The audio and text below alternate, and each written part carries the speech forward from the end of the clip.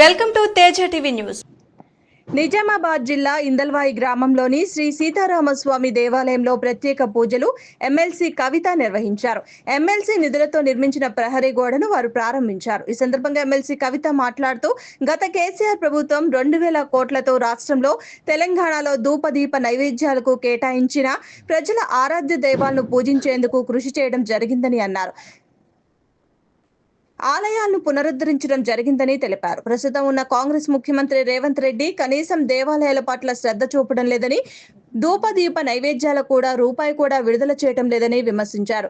దక్షిణ కాశీగా పేరు పొందిన శ్రీ రాజరాజేశ్వరి వేములవాడ దేవస్థానంలో గత 15 రోజుల నుండి ప్రతిరోజు కోడలు చనిపోతున్నా ఎలాంటి చర్యలు తీసుకోకపోవడం విడ్డూరమని అన్నారు. ఇవాళ ఇందల్వాయి గ్రామంలో శ్రీ సీతారామచంద్రస్వామి ఆలయంలో మరి దర్శనం చేసుకోవడం జరిగింది. గ్రామస్తులందరినీ కూడా కలిసి మొత్తం ఊరంతా కళ్ళెదిగుతూ వచ్చి దర్శనం చేసుకున్నాం. చాలా సంతోషం. అంతటి అదృష్టం నాకు ఇచ్చినందుకు ఇందల్వాయి గ్రామస్తులందరికీ ముందుగా మనస్ఫూర్తిగా ధన్యవాదాలు తెలియజేస్తూ ఉన్నాను. వీడీసీ మిత్రులందరూ కూడా వచ్చినారు, వారందరికీ కూడా ధన్యవాదాలు తెలియజేస్తూ ఉన్నాను. ఇందల్వాయి రామాలయం అంటే పేరెన్నిక కలిగినటువంటి రామాలయం. అందుకోసమే మరి ఇక్కడ కాంపౌండ్ వాల్ సరిగ్గా లేదంటే మరి బీఆర్ఎస్ పార్టీ ఎమ్మెల్సీగా నేను ఇక్కడ ఉన్నాను కాబట్టి ఎమ్మెల్సీ నిధుల నుండి నేను ఇక్కడ ఇదివరకు కొంత అమౌంట్ ఇవ్వడం జరిగింది.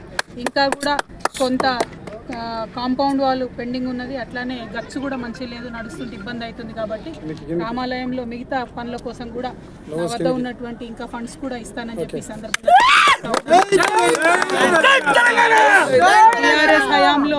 బీఆర్ఎస్ హయాంలో ప్రతి గ్రామాలలో కూడా చిన్న చిన్న ఆలయాలున్నా పెద్ద ఆలయాలున్నా అక్కడ డబ్బులు ఇచ్చుకొని అభివృద్ధి చేసుకోవడం జరిగింది.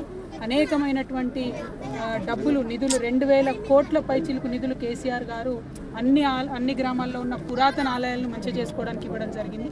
ఇప్పుడు కాంగ్రెస్ పార్టీ హయాంలో మన తెలంగాణలోనే దక్షిణ కాశీగా చెప్పేటటువంటి వేములవాడ ఆలయంలో రోజొక రాజన్న కూడా చచ్చిపోతుంటే కూడా పట్టించుకోనటువంటి ప్రభుత్వం ఇవాళ నడుస్తున్నది. మరి ఆ వైఖరి పోవాలి. తెలంగాణ దేవాలయాల మీద గౌరవం ఉంటే తక్షణమే ముఖ్యమంత్రి రేవంత్ రెడ్డి గారు వేములవాడలో చనిపోతున్నటువంటి కోడల విషయంలో సీరియస్గా తీసుకోవాలి. అవి భక్తులు ఇచ్చేటటువంటి కోడలు, భక్తులు ఎంతో సెంటిమెంట్తోని తమ పిల్లలు బాగుండాలని చెప్పి వేములవాడవే కోడలు కట్టేస్తారు. నా కొడుకు కూడా, చిన్న కొడుకు కూడా నేను పోయి కోడే కట్టేసిన. అంత సెంటిమెంట్ ఉంటుంది తెలంగాణలో వేములవాడలో కోడే కడితే. అటువంటి కోడలు చచ్చిపోతే ఆ కోడలు కట్టినటువంటి భక్తులు వారి మనోభావాలు కూడా దెబ్బతింటాయి. కాబట్టి ఖచ్చితంగా ముఖ్యమంత్రి గారు శ్రద్ధ చూపించి ఆపాలి. ఎందుకంటే గత 15 రోజులుగా వరుస పెట్టి వింటున్నాం, రోజు 4-5 కోడలు చచ్చిపోతున్నాయి వేములవాడలో. ఇది మనకు మంచిది కాదు, రాష్ట్రానికి మంచిది కాదు.